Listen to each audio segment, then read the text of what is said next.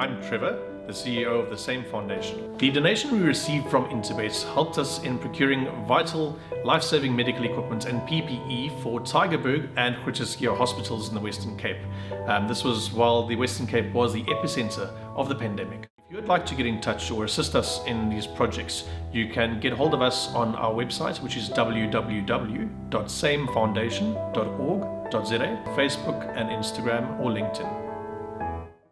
Our race number 4 will be the start of Jackpot 1. It's over 1,400 meters. It's a merit-rated 64 handicap, and you'll see it is an apprentice handicap. Yeah, the apprentices will ride the last pick 3 on the card, and they'll also ride in this race. So 4 of the 8 races for the Appies, and nice to give them a chance and let them showcase towards the end of the season. Because before we touch on this field, Warren, I just had a look at it briefly on the NHA website, and as of the 22nd, I think it is, Rachel Vinegar is on 68, Caden Brewer on 54. Then it's Kyle Stradham on 43.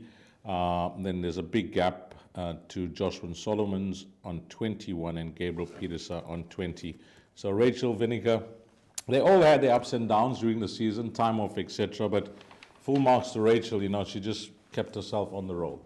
She certainly did keep herself going, and she's got a courage and determination, which is fantastic. And so have all the apprentices. They really do want to win, and they really do want to race, and they do want to ride every day and just achieve and do their very best. So well done to each and every apprentice. Okay, let's talk about this race, Dees, because my, it's a 64 apprentice handicap, average rating of 61, and it's difficult.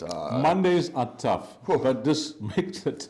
Mondays are really tough. These Monday race meetings, if you can get a percentage in the exotics, place accumulator, bipod, you can multiply yourself out. But if you can get a percentage in the pick 6, it's worth bombs. And it's races like this that, punters have a nightmare trying to narrow down their selections. But if I had to choose one horse as a roving banker here, I'm going to go with the filly against the boys, the Rose Amongst the Thorns, and that's Freedom's Fire for Gavin van Zyl.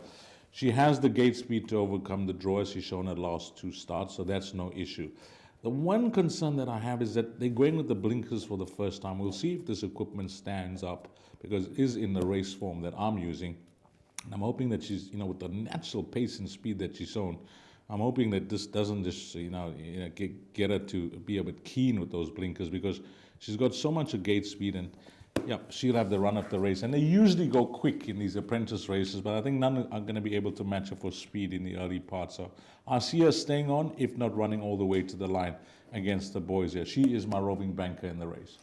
The first race and second race, you and I never argued much. We liked Ready to Fly and Renaissance Man. The third race got a little tougher, and the fourth race, as we said, is very tough. So the early part of the race card, it just shows you how race cards unfold, because this is tough. But we're back to agreeing again with this horse, Freedom's Fire.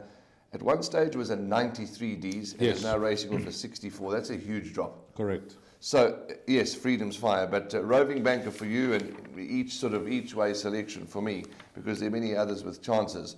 I want to get your opinion on this horse number 4, Charge Down. Only having his third start for the stable, and they weren't the worst runs, Dees.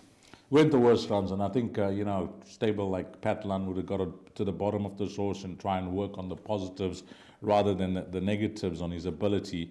And Joshua Solomon's, he always catches the eye. He's a guy that will ride for you at any price, and he wins at big odds. So that's a nice inclusion for Jackpot 1.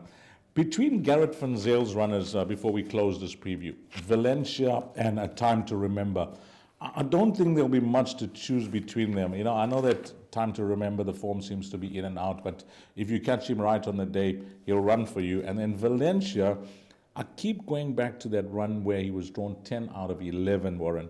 And that day, I remember it clearly, was a good run behind Etiquette. Now, the last 2 runs don't inspire much confidence, but the form lines do.